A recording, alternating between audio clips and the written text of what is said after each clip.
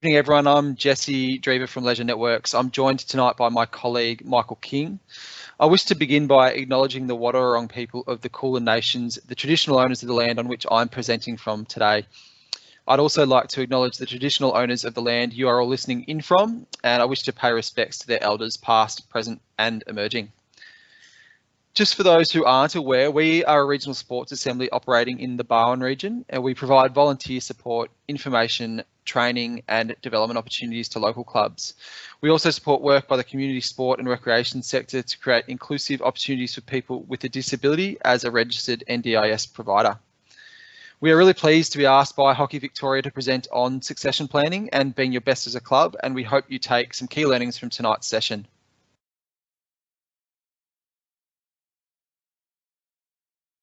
So the overview for tonight, for this session, which we are recording and can be used as a resource, bit of an overview of succession planning. So I think when we talk about succession planning, it's really important to ensure that we've got our backyard or our governance in order. So tonight we'll talk a little bit about governance and the importance of good governance, creating positive behaviours and cultures. The importance to get good governance and succession planning is to make sure that our behaviours and our values and our cultures in line.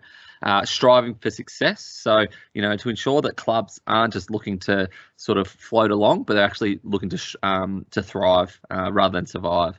So that's striving for success, committee succession planning and induction. So the importance of succession planning, but the importance of an induction. So when we're talking about committees, how are we inducting our committees? Almost like a role. So what's the role of someone that's coming on? Have they got a clear position description? Do they understand the induction of the roles and responsibilities they're able to they're inducted to achieve, and then ensuring that the succession planning is part of that, and then ensuring your committee and club is set for the future and not just for now. We know with COVID at the moment, we're all trying to survive a little bit, but it's really important as a club that we're looking for the future on how we're going to be sustainable long term rather than just surviving now. Just as a bit of an overview as to some of the key characteristics of a good organisation, we've got a bit of a checklist here. So firstly, the club is well managed. It's got really good communication channels across the board. So not just in certain areas of the club or up at the community level, it's right across the board within the club itself. It has shown growth as well, so it's not stale in its operations or its membership numbers. It is showing increase in different types of memberships in different areas. So obviously it's not just the same members all the time. It's actually got some growth across juniors, males, females, different categories. It's also has many small jobs for a variety of volunteers, so it isn't reliant on a small group of people to have the club operational. You've got some really good coverage across different areas.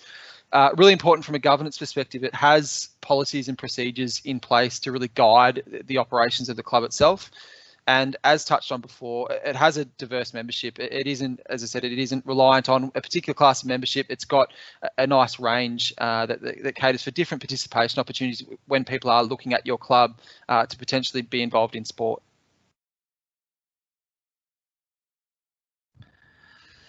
So when we talk about committees and when we're talking about governance and succession planning, it's really important to understand what your committee needs to have in place. What sort of characteristics, what sort of people, what sort of strategies, what sort of skill sets you need to have sitting around the table, the policies and procedures in place to actually achieve that. So really clear and defined position descriptions.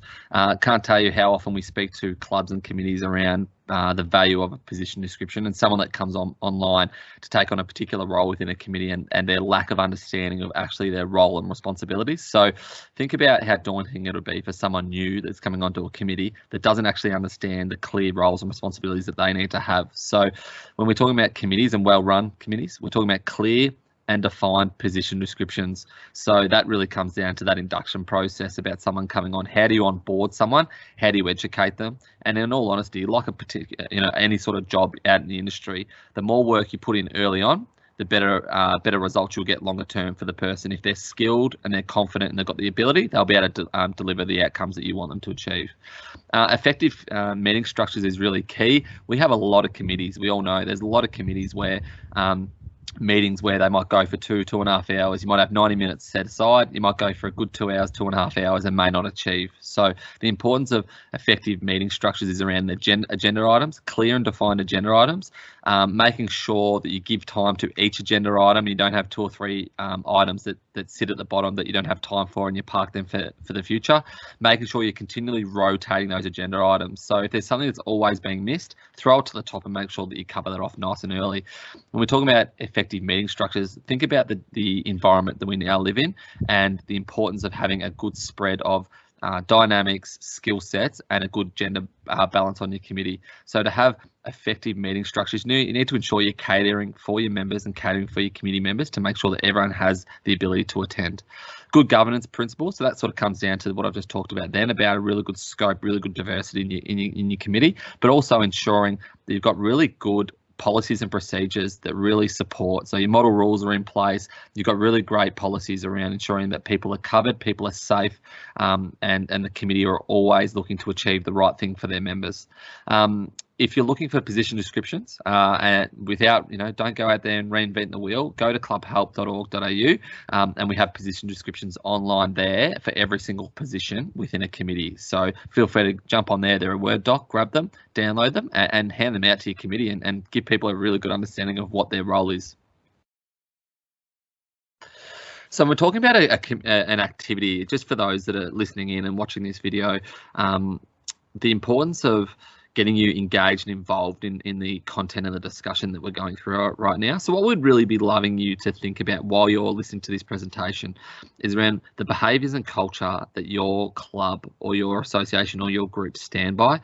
What do you guys believe in, and how does it align to the overall mission and value statement of your club? So the question I've got for you is, how does your committee currently foster a positive culture? And that is on off field, that is around the committee table, that is around at functions. How do you ensure that the culture that you set and the positive environment that you set as a committee is then transformed and translated right through to grassroots, right through to the under nines? So if we see it at the top, we can ensure that we're advocating for it right through the grades. So for you listening there, we want you to think about from a hockey level and a hockey point of view, what behaviours and culture do you guys currently foster? So think about those items and maybe write them down, maybe share them with your committee, but think about those positive aspects of your culture and of your club, and also maybe think about things that you would like to improve in regards to your culture, both at, at all levels, like I said, on and off the field.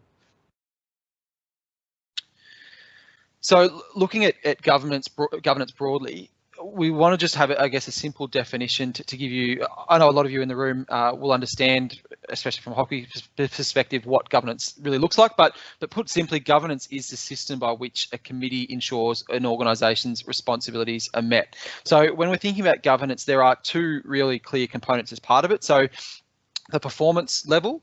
So that is really how your hockey club is really operating, and then a compliance level. So when there are laws, different rules that are in place that you are, as a club, you're compliant for it. So really good governance is meaning that doing things effectively, so the right things, and efficiently doing things the right way. So when you're looking at from a pure operational perspective, as we've touched on previously, you're really looking at that you've got some really good risk management settings or systems in place.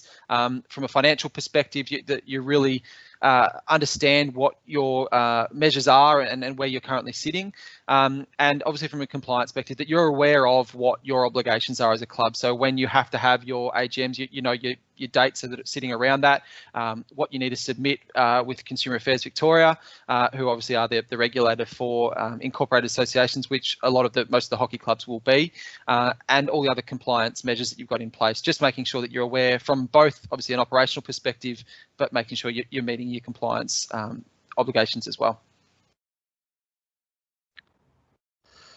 And just on that, Jesse, as well, while we've got the group in the room now, it's probably important for us to sort of touch on the fact that Sport and Rec Victoria, or SRV, currently have a grant round, and they do twice a year, that really focuses on, one aspect is strategic planning, but one aspect is around training and development for clubs, and governance sits within that. So good governance. So if your hockey club or hockey association is sitting out there right now and needs some support in updating governance regulations, or getting a really good understanding of what you stand for and the skill sets and the succession planning you need at your club, there's an opportunity there. There's a funding stream there that you may look to go for in the current round. There's an exceptional amount of money for this round, and there's an opportunity for your club or association to sort of pitch in there. So and on that, Leisure Networks can support you with that, along with Hockey Victoria. So just note that. When we talk about governance and what it actually involves, because it can become quite a corporate word and quite confusing for a lot of people, and a lot of the time it really comes down to ensuring that you've got your backyard clean up, and what that means is the people around your table, to ensure that people in the right positions or the right seat on the bus and with the right skill sets, or they've got upskilling in that area, to ensure that your meetings are effective, to ensure that everyone around the table has a voice, and that's just not a seat at the table, that is a voice. So a really nice gender balance in regards to time spent discussing particular topics. But it's also down to things like risk management, to ensure that you are covering your club and covering your committee around any type of conflict management or conflict resolution that might take place. So we talk about risk management, we talk about mitigation. So how is your club, how is your committee ensuring that your members are safe, your committee members are safe, and people have a right of way to share their opinions, share their voice, but always in a constructive way, in alignment with the club's values and mission. The governance aspect, which is really crucial at the moment on the back of COVID, is the financial management side of things, to ensure that your club is sustainable long term. I know a lot of us are talking about mental health and strategic planning at the moment. The financial management or financial risk of a club at the moment is probably at its all-time peak. To ensure that your club is well managed from a financial point of view, and you're talking about the role of your treasurer and the role and the importance of what they've got within their committee. So the financial management aspect here is actually quite crucial, to ensure you've got things in line, you've got processes in place, and your club is protected, to ensure that you're looking long term and not just short term. Planning for your future, that's really that strategic planning piece. So a lot of us right now are trying to survive and trying to, like ducks above water, with our head down, our legs down, going a million miles an hour, just trying to scrap through to keep the club floating and trying to get people back playing and people back engaged. Planning for your future is absolutely critical, to ensure that your club is around long term. You're serving your members to the best of your ability, and you're providing an opportunity within the community for connectedness. The stakeholder relationship one is quite an interesting one. So ensuring that we're looking after our stakeholders, we're looking after our sponsors, and we're actually bringing them along for the ride. We're leaning on them for resources and support which we potentially don't have in-house, and that's really an important thing. So if you've got really strong relationships, you can call on them at periods of time to support you with your governance, and that's a really crucial one for any club out there that needs support in a governance perspective or a financial perspective, or from a contract point of view, to make sure you've got some really strong relationships that you can call on to support your club if you have needs or wants, or there's gaps or there's concerns along the way. So a lot of this Michael's touched on a little bit, but in terms of cleaning up your own backyard, and again, we've got a bit of a checklist here that you can have a think about, the hockey clubs, as to where you currently sit, and if there are any gaps in this, start thinking about what you can do as a club, and start taking note of where some of the areas you might be able to put as focus areas. So really good clubs and committees are set up so you've got the right structure as a club, you've got the right people with a blend of skills. So within your actual committee positions, there is a clear election process. You're looking to recruit the right people into the right roles. And obviously, as we're going to touch on shortly with the succession side of things in terms of the creating a team, you've got some processes in place as part of that recruitment to make sure that you actually are targeting the people that you really need for their particular skill set on your club committees. And even if you've got some smaller volunteer groups, that they're actually targeted for the right people. Your committee members, they understand what their role is, that there is obviously some due diligence as part of it. They've got a fiduciary responsibility in terms of the management of the club and their roles as committee members. And they are the stewards effectively of your club for particular periods of time whilst they're sitting in those committee positions. As Michael touched on before, you are managing conflict of interest. So if there is a conflict, you're calling it out. The communication and the transparency is quite clear. So as a committee, you have nice and clear communication channels with the members. You aren't sitting, I guess, up in the ivory tower and leaving it as a separate part of the club to the members. You are one nice and clear channel that rolls through.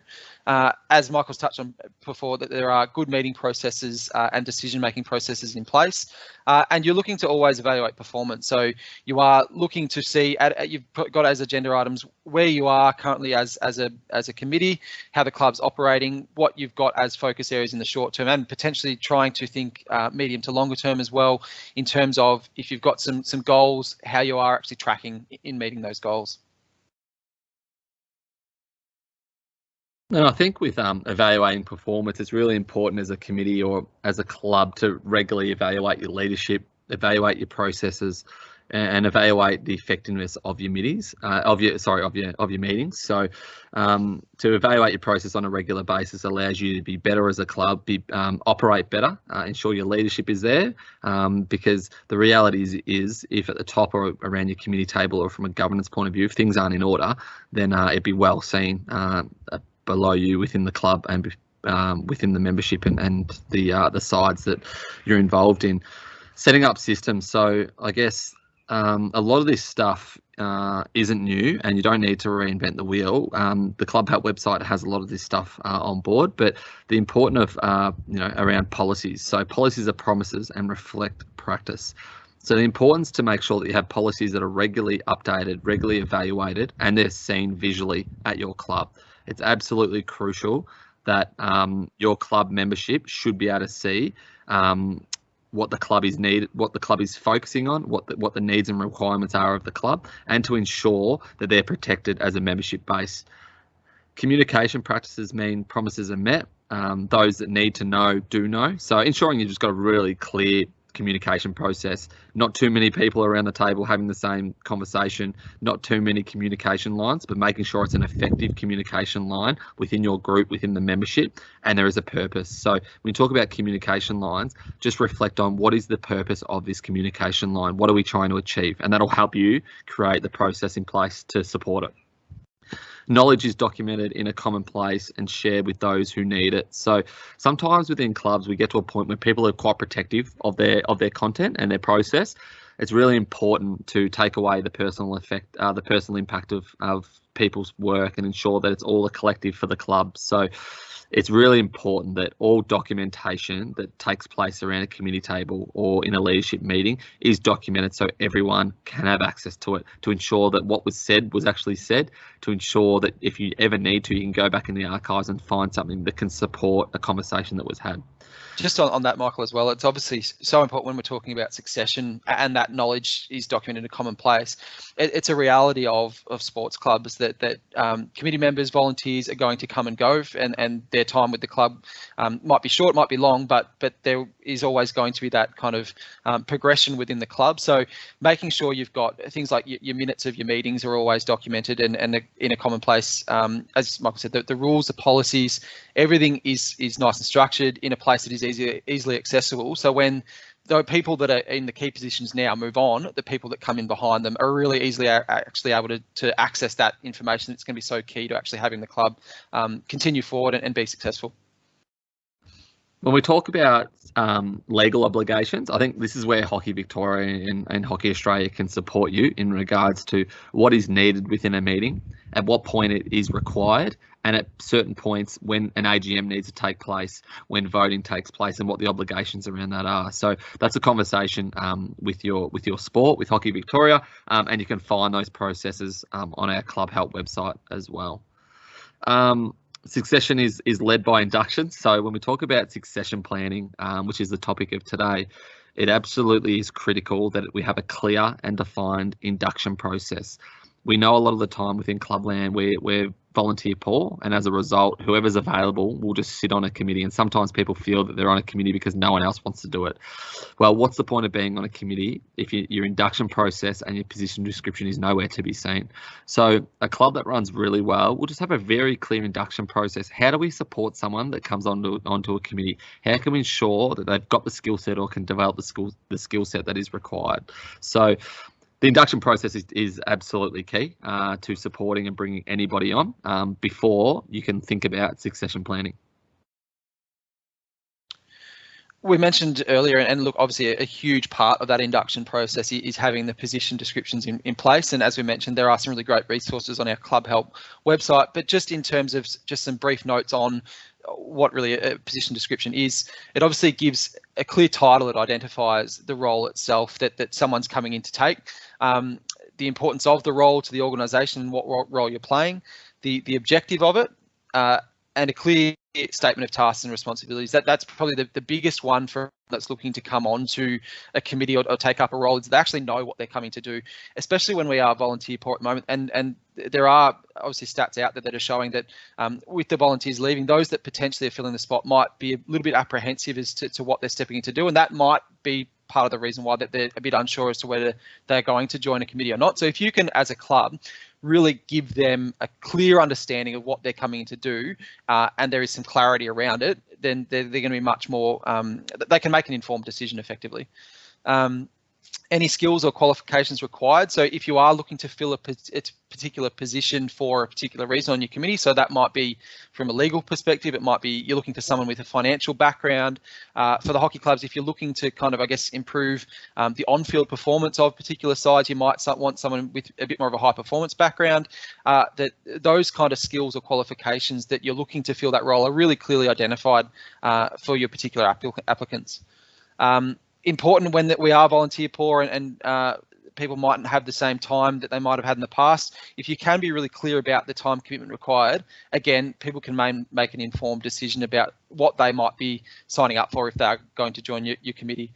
And really importantly, for especially new committee members and people that haven't served on committees before, having some resources and support available. So they, if they have got some apprehension as to whether they're going to join, they have got some support, and they know where resources can be to help their development and make sure that they're coming in, really being able to fill a role and have some confidence in doing so.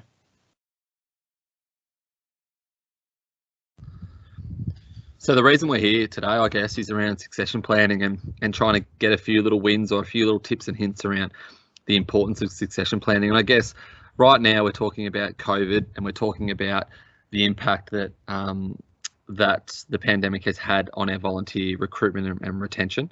And I know a lot of clubs out there are really struggling to get volunteers and members and committee members back to their sport and back to sports like hockey on the back of the pandemic. So when you talk about succession planning, it's about having your backyard in order, having people in place, and then upskilling and training people to come in to take positions. So to ensure that you've got an ongoing responsibility to your membership for new ideas, new concepts, new voices being heard, which is a really, it's a bit of a tough one at the moment because of the pandemic. A lot of people are just trying to get people back. The succession planning is sort of that further development.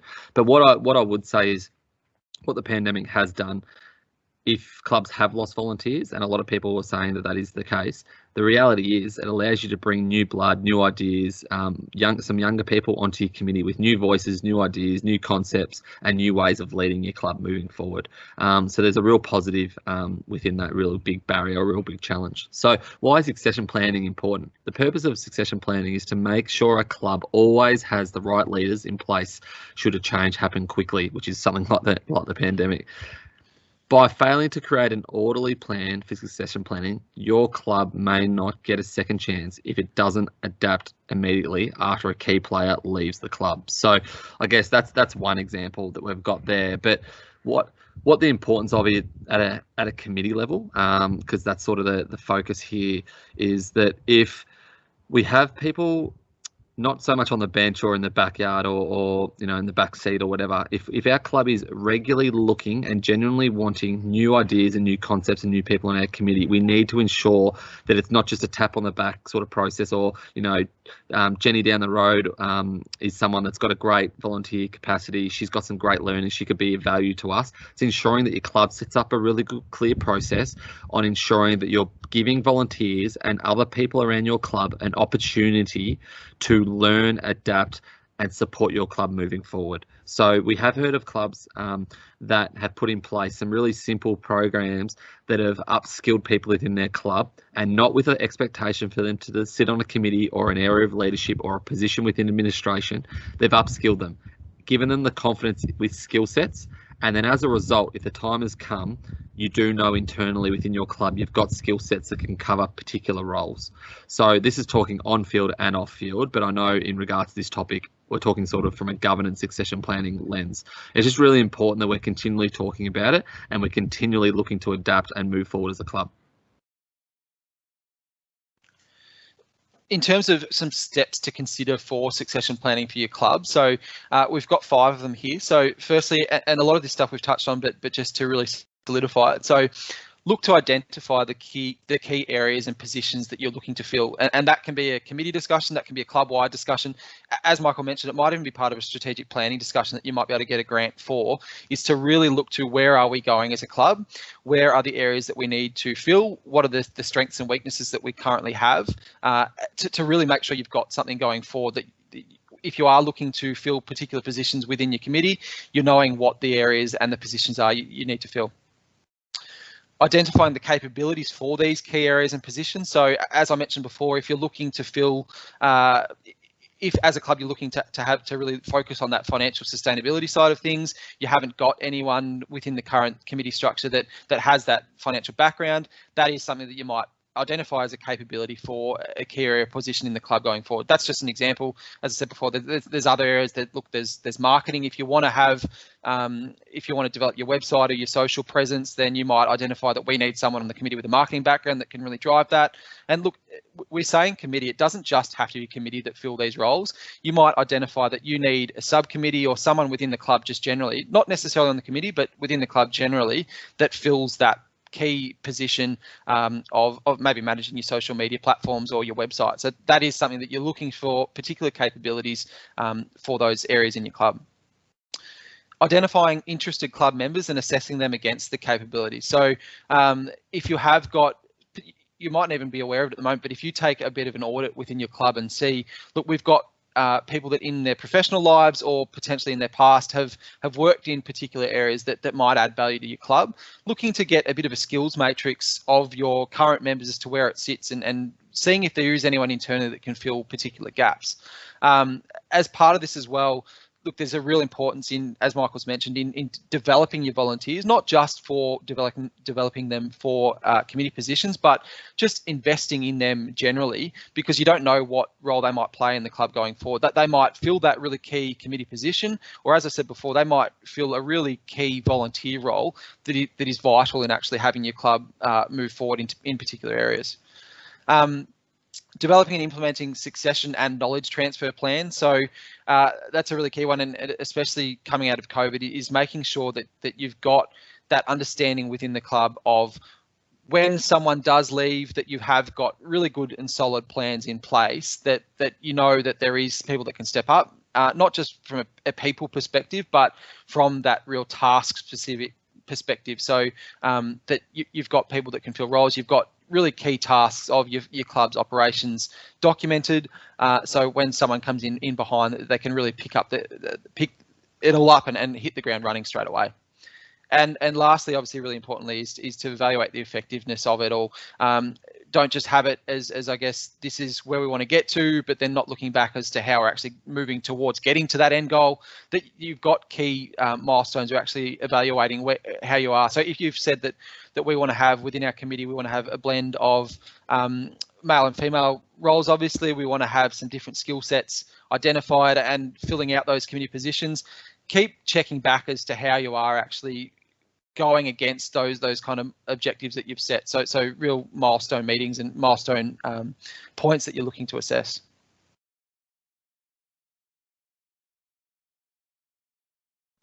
So post-COVID sustainability, and we talked about this before. So effective succession planning is a club's insurance policy for sustainability. So when we're talking about new ideas, new concepts, new ways of moving forward, new leadership, it's really important on the back of COVID to ensure that we've got that sustainability through succession planning. As Jesse said, if things aren't recorded, if documents aren't saved, then a lot of intel leaves in people's heads when they leave committees or they leave clubs. So it's really important for your club to ensure you've got those things in place to protect yourself moving forward and to protect the history of your club.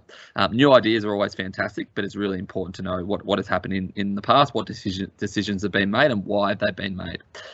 A good succession plan means there'll always be talented and properly trained club members who can take over before operations fall into disarray. Often the succession planning process is way down a club's list of priorities. So have a think about things and have a think about your club moving forward.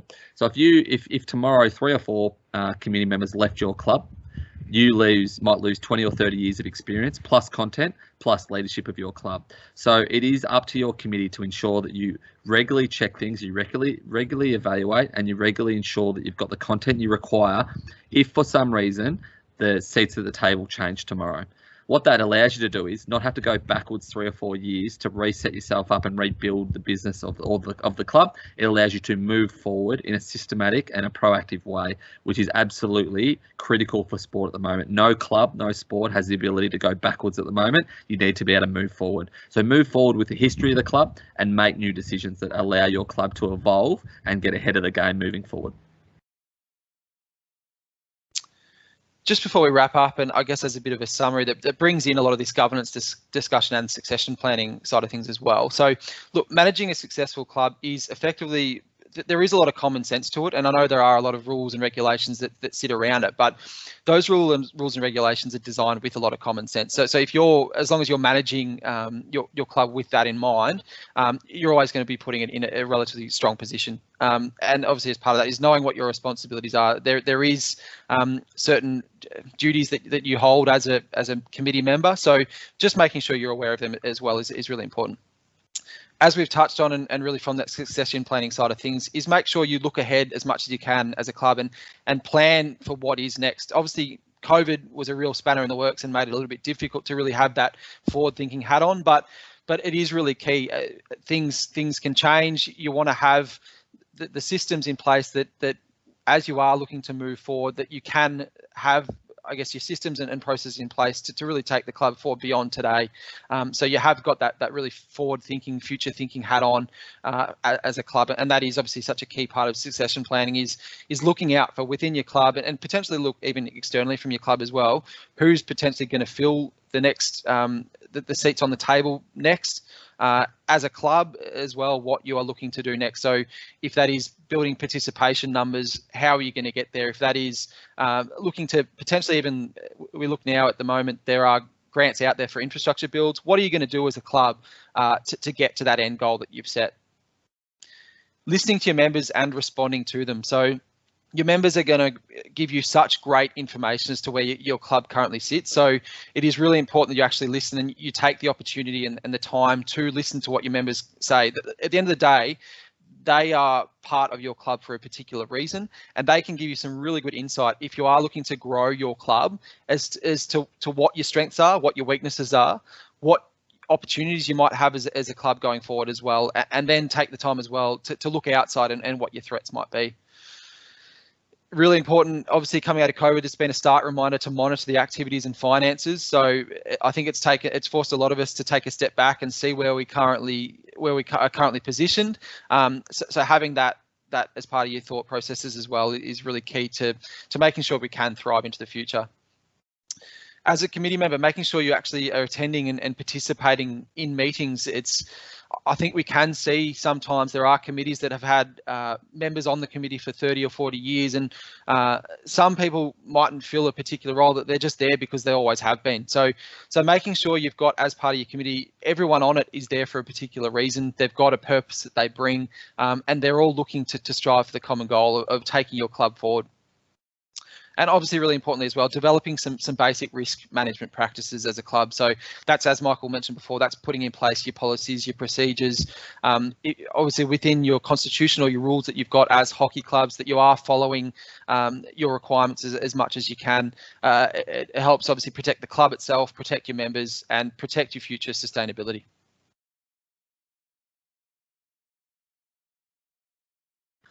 And I guess just on that, just the last couple of things from me. So I think a couple of actions from my point of view would be your next committee meeting, I'd be having succession planning ?